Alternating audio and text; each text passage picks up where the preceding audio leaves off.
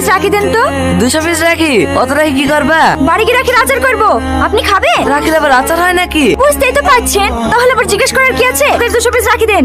রাকেশ, ওই থেকে 2 বান্ডিল রাখি দিয়ে দিনে আমাদের সাথে বাইক রেট ধরলাম। 2800 টাকা দাও তাহলে হবে। এলেন ভাই, আপনার হাতটা দেখি। কেন? আরে দেখি না।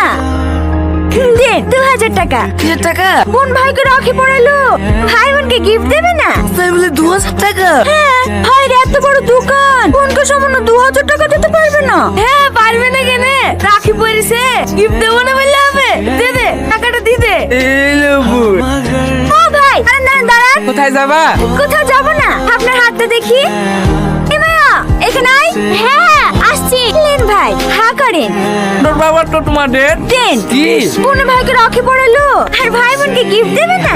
দেন 500 টাকা দেন। 500 টাকা? কত টাকা তো ভাড়া মেরি হয়নি বোন, এই 100 মতন হয়েছে। আচ্ছা